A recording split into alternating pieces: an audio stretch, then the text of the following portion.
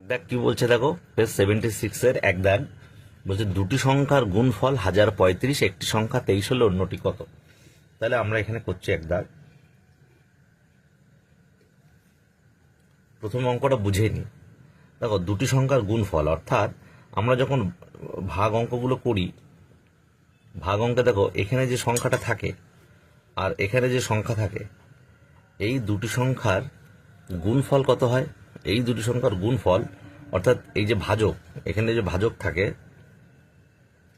আর এখানে ভাগফল, ঠিক আছে।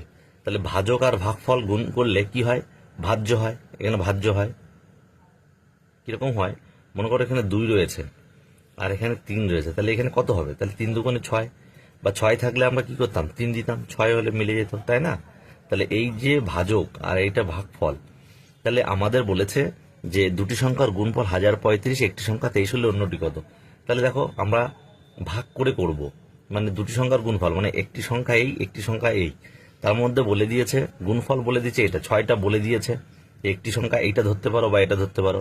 6কে যদি 3 দিয়ে ভাগ করি তাহলে 2 বেরোবে, আবার 2 দিয়ে যদি আমরা 6 ভাগ করি তাহলে 3 বেরোবে।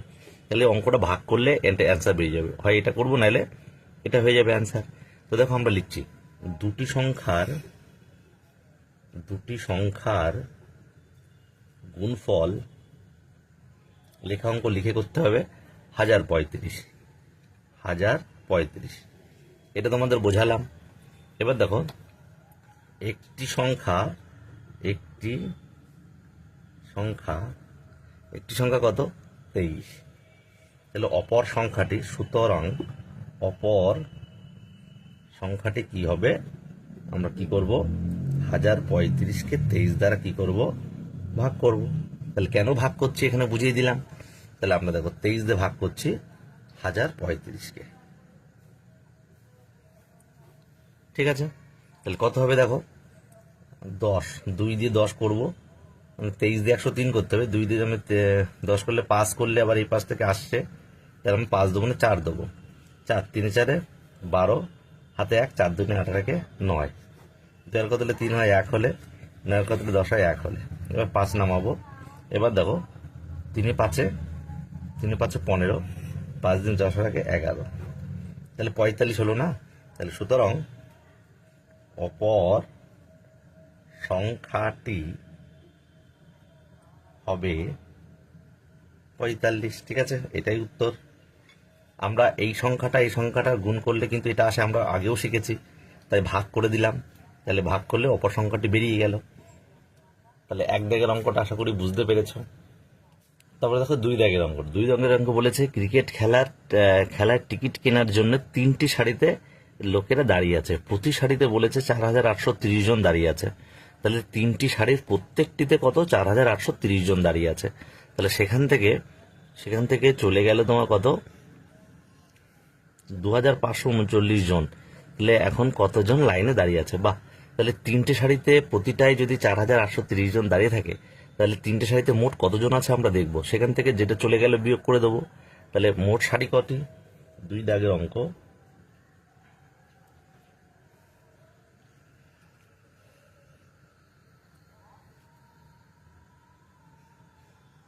মোট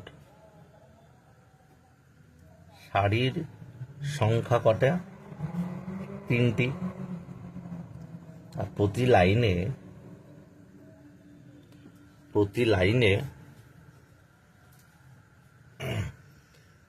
লাইনে লোক সংখ্যা কতজন দেখি, 4830 জন, 4830 জন। সুতরাং 3টি লাইনে মোট লোক সংখ্যা, তাহলে 4830 গুণ 3, দেখি কতজন হচ্ছে। তাহলে প্রতিটা লাইনে যেহেতু একই সমান সংখ্যক লোকজন, তাহলে 3টে লাইনে গুণ করে দেবো, 3 শূন্য 0, 3 3কে 9, 3 8 24, 4 হাতে 2, 3 4 12 আর 2 14। তাহলে লোক সংখ্যা এতজন, তাই না। এবার বলেছে কি সেখান থেকে 2539 জন চলে গেল। তাহলে আবার সেখান থেকে চলে গেল, এখানে করে দিচ্ছি 2539, ঠিক আছে, 39 জন। তাহলে কি হবে, উত্তর বেরোবে। এখন লাইনে এতজন, এখন লাইনে লোক সংখ্যা আছে বা লোক সংখ্যা, এটা বিয়োগ করে দেবো, যেটা হবে সেটা হচ্ছে অ্যান্সার। 9 আর কত হলে 10 হয়, 1 হলে হাতে 1, 4 আর কত হলে 9 হয়, 5 আর কত হলে 14 হয়, 9 হলে হাতে 1, 3 আর কত হলে 4 হয়, 1 হলে 1 করতে 1, তাহলে এতজন। উত্তর আমাদের হয়ে গেল। তাহলে এখন লাইনে কতজন লোক সংখ্যা রয়েছে, 11,951 জন, ঠিক আছে। তো দেখো 3 দাগে কিন্তু অঙ্কটা একটু বেশ ভালো ইম্পর্টেন্ট অঙ্ক। বলছে দুটি সংখ্যার যোগফল 2420 এবং বিয়োগফল বলেছে 1224, সংখ্যা দুটি কি কি। তো দেখো আমি অঙ্কটা করাচ্ছি। মনে করো প্রথম সংখ্যা, এটা প্রথম সংখ্যা যোগ দ্বিতীয় সংখ্যা, ঠিক আছে। তাহলে দুটি সংখ্যা, একটা সংখ্যা আর একটা সংখ্যা, দুটি সংখ্যার যোগফল কত বলেছে, সমান 2420। তাহলে 2420। এবার বলেছে, আবার বলেছে দুটি সংখ্যার বিয়োগফল 1224। তাহলে প্রথম সংখ্যা বিয়োগ দ্বিতীয় সংখ্যা, তাহলে দ্বিতীয় সংখ্যা, প্রথম সংখ্যা থেকে দ্বিতীয় সংখ্যা বিয়োগ করলে কত হচ্ছে, 1224। এবার দেখো একটা খুব ইম্পর্টেন্ট একটা ব্যাপার, ভালো করে বুঝে নাও, যে যোগ এবং বিয়োগ মানে প্লাস এবং মাইনাস হলে কি হয়ে যায়, সংখ্যা দুটি কেটে যায়। তাহলে এখানে কটা সংখ্যা থাকছে, দুটো প্রথম সংখ্যা থাকছে।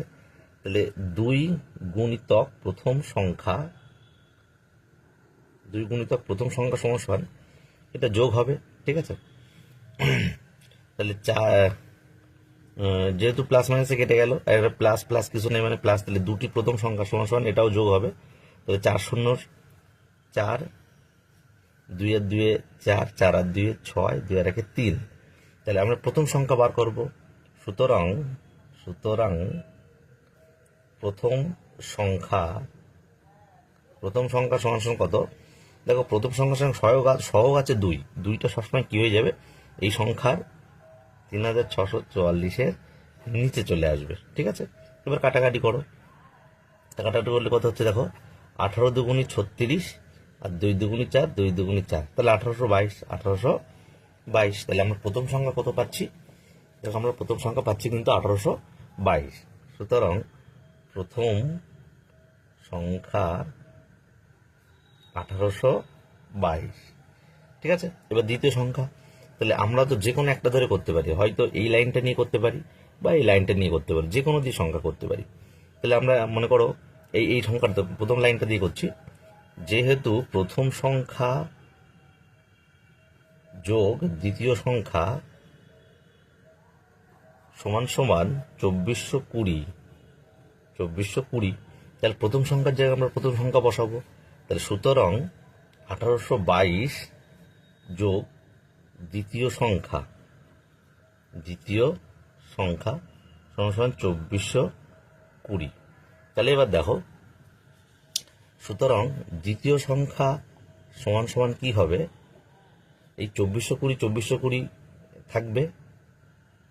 আর যেহেতু সমান সমান চিহ্নের এই পাশে 1822, যেহেতু সমান সমান চিহ্নের এই পাশে যাচ্ছে, মানে সংখ্যাগুলো এক পাশে আর দ্বিতীয় সংখ্যা বা প্রথম সংখ্যা যেগুলো সেগুলো বাম পাশে, যেহেতু দ্বিতীয় সংখ্যা নির্ণয় করছি তাই এটাকে বাম পাশে রেখেছি। তাহলে 1822 আমি এই পাশে নিয়ে যাবো, তাহলে এর আগে কিছু নেই, মানে যোগটা কি হয়ে যাবে, বিয়োগ হয়ে যাবে 1822। তাহলে 2420 থেকে 1822 আমরা বিয়োগ করবো। 2 আর কত হলে 10 হয়, 8 হলে হাতে 1, 3 আর কত হলে 12 হয়, 9 হলে হাতে 1, 9 আর কত হলে 14 হয়, 9 আর 6 9, 10 11 12 13 14, 5 হাতে 1 মিলে গেল 0। তাহলে 598, ঠিক আছে। তাহলে দেখো দ্বিতীয় সংখ্যা, সুতরাং দ্বিতীয় সংখ্যা কত, 598। তাহলে সুতরাং সংখ্যা দুটি হলো তো একটা হচ্ছে 1822 আর একটা হচ্ছে 598। 1822 ও 598, ঠিক আছে, অঙ্ক হয়ে গেল। তো দেখো এইটা আমরা চেক করব, এই দুটো সংখ্যার যোগফল আমাদের হতে হবে 2420, তাহলে অঙ্ক আমাদের ঠিক।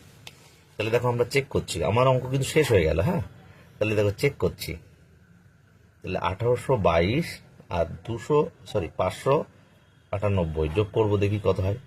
8 আর 2 10, 9 একে 10 আর 2 12, হাতে 1, 8 আর 5 13 আর 1 14, হাতে 1, 1 আর 1 2, 2420। তাহলে আমাদের দুটো সংখ্যার যোগফল 2420 এসে গেছে। এবার আমরা বিয়োগ ফল দেখবো, আর একটা হয়ে যাবে যদিও, তো আমরা বিয়োগ করে দেখবো। 1822 বিয়োগ 598, বিয়োগ করে দেখি কত হয়। বিয়োগ করে দেখি 1224 আসে কিনা। ঠিক আছে, দেখো 18 করতে 12 হয়, 4 হলে হাতে 1 10, 10 কত হলে 12 হয়, 2 হলে হাতে 1 6, 6 কত হলে 8 হয়, 2 হলে 1 করতে 1, তাহলে 1224 এসে গেল। তাহলে দেখো 1224 এসে গেছে, তার মানে অঙ্কটা আমার শেষ বা কমপ্লিট হয়েছে, বা অঙ্কটা আমার সম্পূর্ণ হয়েছে। ঠিক আছে, তো এটা আমরা চেক করে নিলাম। তারপরে দেখো 4 দাগের অঙ্কে যাব।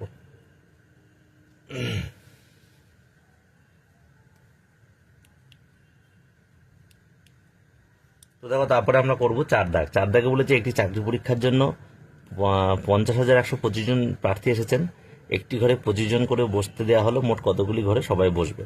তো আমরা দেখো আমরা নর্মালি বুঝি, মনে করো 10 জন এসেছে, 10 জন প্রার্থী, প্রতি ঘরে 2 জন করে বসলে তাহলে কটি ঘর লাগবে, তাহলে 5টি ঘর লাগবে, প্রত্যেক ঘরে 2 জন করে, তাহলে 10কে আমরা 2 দিয়ে ভাগ করলে হয় 5, তাহলে 5টি ঘর লাগবে। আমরা ছোট করে বুঝে নিলাম। এবার আমরা এই অঙ্কটারই একটু বড় করে যেটা রয়েছে সেটা লিখবো। তাহলে দেখো দেখো আমরা অঙ্ক করছি যে মোট মোট চাকরি প্রার্থী কত, 50,125 জন। ঠিক আছে, এবং প্রতি ঘরে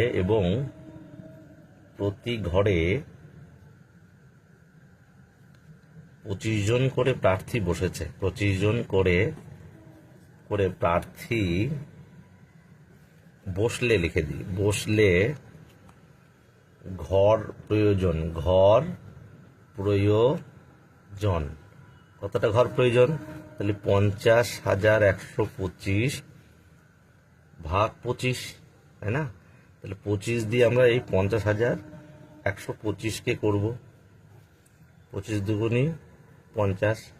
দেখো ডাইরেক্ট বা একদম উপর থেকে 1 আর 2 নামছে, তাহলে দুটো শূন্য হবে, যেহেতু 3টে সংখ্যা নামছে, তাহলে 5 দিয়ে দিলাম, 5 5 25, 5 দিন 10 আর 2 12, তাহলে 2005টি। তাহলে আমরা উত্তর লিখব কি, দেখো উত্তর কি বলেছিলে, যে মোট কতগুলি ঘরে সবাই বসলো, তাহলে মোট 2005টি ঘরে সবাই বসলো, একদম সোজা। দেখো বলছে বাবা ও ছেলের বর্তমান বয়সের সমষ্টি 60 বছর, 15 বছর পর তাদের বয়সের সমষ্টি কত হবে।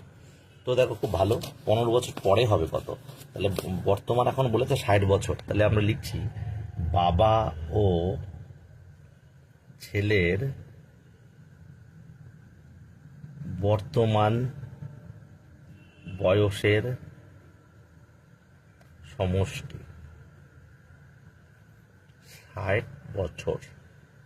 ঠিক আছে, তারপর বলেছে 15 বছর পরে তাদের বয়সের সমষ্টি কত হবে, তাহলে 15 বছর পরে তাদের দুজনের বয়স কত করে বাড়বে আমরা দেখব।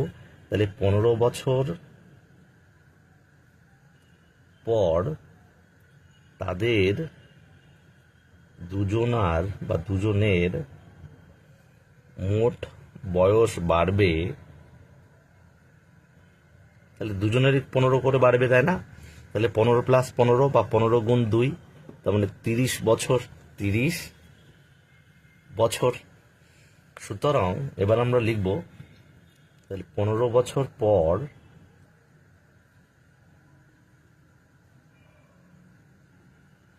তাদের বয়সের সমষ্টি হবে, তাহলে আগে তো ছিল 60, আর এখন বেড়েছে দুজনের 15 15 30, তাহলে 60 আর 30 কত হচ্ছে, 90 বছর।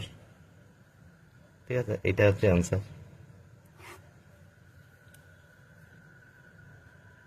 তারপরে দেখো 6 দাগের অঙ্কটা কি বলেছে। 6 দাগের অঙ্কটা বলেছে কি, শুভ্রা ও শুভ্রার মায়ের বর্তমান বয়সের সমষ্টি 50 বছর, 10 বছর আগে তাদের বয়সের সমষ্টি কত ছিল। তো এই অঙ্কটা কিন্তু বলেছে আগে, আর ওটা বলেছিল 5 বছর, 5 দাগের অঙ্কটা বলেছিল 15 বছর পরে, আর এটা বলেছে 10 বছর আগে। তাহলে আগে হলে আমরা কি করব, বিয়োগ করে দেবো। ঠিক আছে, তাহলে দেখো আমরা লিখছি শুভ্রা ও শুভ্রার মায়ের বর্তমান, এটা তো দেওয়া আছে, বর্তমান বয়সের সমষ্টি 50 বছর, এটা কিন্তু দেওয়া আছে। ঠিক আছে, তাহলে আমরা দেখব 10 বছর আগে তাদের কত ছিল। তাহলে 10 বছর আগে বা পূর্বে তাদের বয়স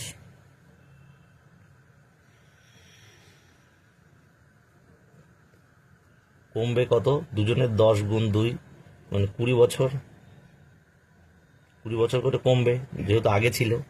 সুতরাং 10 বছর পূর্বে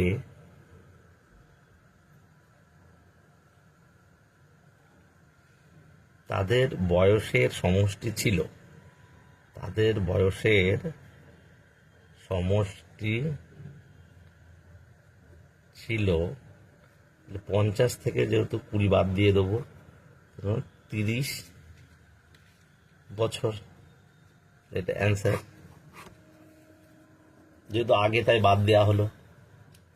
তখন 7 দাগে যে অঙ্ক বলেছে, 7 দাগে বলেছে কি, এক ব্যক্তির 60,000 টাকা ছিল, তো তিনি 2,500 টাকা স্ত্রীকে এবং 10,500 টাকা পুত্রকে দিলেন, বাকি টাকা তিনি দান করলেন। তিনি কত টাকা দান করলেন।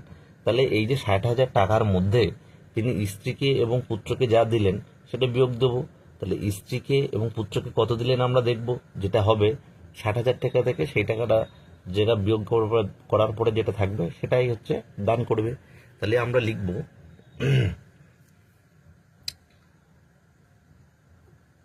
ব্যক্তিটি তার স্ত্রীকে দেন কত টাকা, স্ত্রীকে দেন 2,500 টাকা। ব্যক্তিটি তার পুত্রকে দেন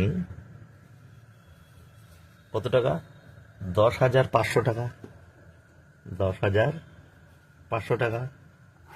তাহলে ব্যক্তিটি স্ত্রী ও পুত্রকে দেন, যোগ করব 0 0 0, এই 0 0 0, 5 আর 5 10, 0 হাতে 1, 2 আর 1 3, 1 করতে 1। তাহলে 13,000 টাকা তিনি স্ত্রী আর পুত্রকে দিল। তাহলে ওই 60,000 টাকা থেকে তো এই টাকাটা দিয়ে দেবে, মানে বিয়োগ হবে, যে টাকাটা থাকবে সেটা দান। সুতরাং ব্যক্তিটি দান করলেন, ব্যক্তিটি দান করলেন, দান করলেন কত হবে, সরি এখানে দান করলেন হবে না, ব্যক্তিটির মোট টাকা লিখি আমরা, ব্যক্তিটির মোট টাকা 60,000 টাকা। স্ত্রী পুত্রকে দিলেন, স্ত্রী ও পুত্রকে দিলেন কত, 13,000 টাকা। এইবার হবে উত্তরটা যে এটা বাকি টাকা হবে। সুতরাং দান করলেন, দান করলেন কত টাকা বিয়োগ করব আমরা, 0 0 0 0 0 0, 3 আর কত হলে 10 হয়, 7 হলে হাতে 1, 1 আর 1 2, আর কত হলে 6 হয় 4, 47,000 টাকা এটা দান করলেন। ঠিক আছে, তাহলে তিনি যে মোট টাকা ছিল 6,000 টাকা, তার থেকে স্ত্রীকে 2,500 আর পুত্রকে 10,500 দিলে মোট কত হচ্ছে, 13,000 টাকা দিয়ে দিল, দিয়ে দান করে দিল। তাহলে 6,000 টাকা থেকে 13,000 টাকা কি করবো, বিয়োগ করলাম, বলে এই 47,000 টাকা সে দান করলো। তো 8 দাগ বলেছে কি, 1 এবং 10-এর মধ্যবর্তী মৌলিক সংখ্যাগুলির যোগফল নির্ণয় করি। তাহলে 1 থেকে 10 পর্যন্ত মৌলিক সংখ্যাগুলি কি কি আমরা লিখব? মৌলিক সংখ্যাগুলি হলো কি কি? 1 তো হবে না, 2 থেকে আমরা দেখব 2, 3, 5 আর কি 7। ঠিক আছে, মৌলিক সংখ্যা শুধুমাত্র সেই সংখ্যা এবং 1 দ্বারা যায়। ঠিক আছে, তাহলে 2, 3, 5, 7, তাহলে 2, 3, 5, 7 যোগফল। সুতরাং সংখ্যাগুলির যোগফল 2 যোগ 3 যোগ 5 যোগ 7 সমান কত হচ্ছে? 3 আর 2 5, 5 আর 5 10 আর 7 17। তাহলে এটা হয়ে গেল। ঠিক আছে, 1 থেকে 10 পর্যন্ত মৌলিক সংখ্যাগুলির যোগফল আমরা বার করলাম, 17 হয়ে গেল। দেখো 9 দাগ এবার করবো আমরা। 9 দাগে বলেছে একটি শ্রেণীর 42 জন শিশুর গড় বয়স 11 বছর, তাহলে বয়সের সমষ্টি কত? আচ্ছা, আমরা লিখি। তাহলে শ্রেণীর মোট শিশুর সংখ্যা 42 জন। ঠিক আছে, এবং যেহেতু দিয়ে করতে পারি আমরা, এবং গড় বয়স 11 বছর, তাহলে সমষ্টি। সুতরাং তাদের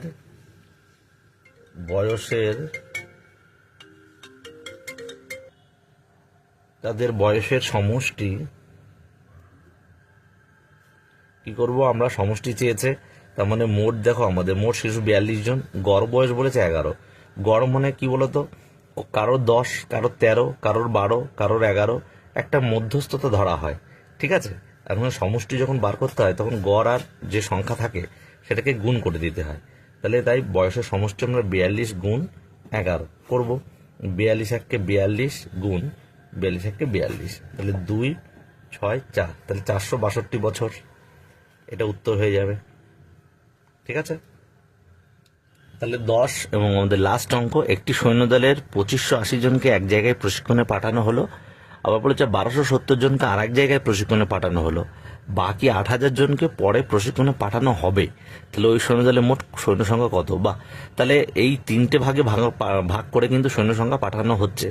তাহলে 3টে, এই যে এতজনকে পাঠানো হচ্ছে, এতজন কিন্তু একটা সৈন্যদলে ছিল। তাহলে এই যে ভাগ ভাগ করে পাঠানো হয়েছে, সুতরাং ওই সৈন্যদলে মোট কতজন সৈন্য সংখ্যা ছিল আমরা পুরোটাই যোগ করে দেবো। তাহলে প্রথমে 10 দাগ, প্রথমে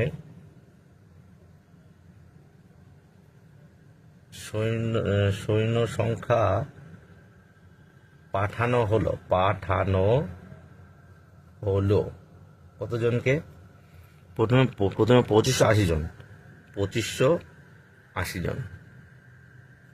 আচ্ছা, পরে বলেছে পাঠানো হলো 1270, পরে সৈন্য সংখ্যা পাঠানো হলো 1270, তলে তলে দেবে একদম। হ্যাঁ, আর বলেছে তারপরে 8000 জনকে পাঠানো হবে, আবার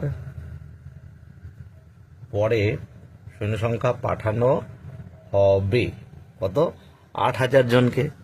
ঠিক আছে, তাহলে 8000 জনকে, তাহলে এই 3টে ভাগে ভাগ করে তো পাঠানো হলো, কিন্তু এরা কিন্তু একই দলে ছিল, তাই মোট সৈন্য সংখ্যা কত হচ্ছে আমরা যোগ করব। তাহলে মোট ওই সৈন্য দলে মোট সৈন্য সংখ্যা কত দেখি? এতজন হয়ে যাবে, এটা উত্তর। তাহলে 0 0 0, 7 আর 8 15, 5 হাতে 1, 5 আর 2 7 আর 1 8, হাতে কিছু নেই, 8 আর 9, 9 আর 2 11, তাহলে 11,850 জন ওই দলে মোট সৈন্য সংখ্যা। ঠিক আছে, তাহলে আশা করি তোমরা অঙ্কগুলো ভালো বুঝতে পেরেছো। তোমরা লাইক, শেয়ার, কমেন্ট করবে এবং আজকের ভিডিও এই অবধি। পরবর্তী ভিডিও পাওয়ার জন্য চ্যানেলটিকে সাবস্ক্রাইব করে রাখবে।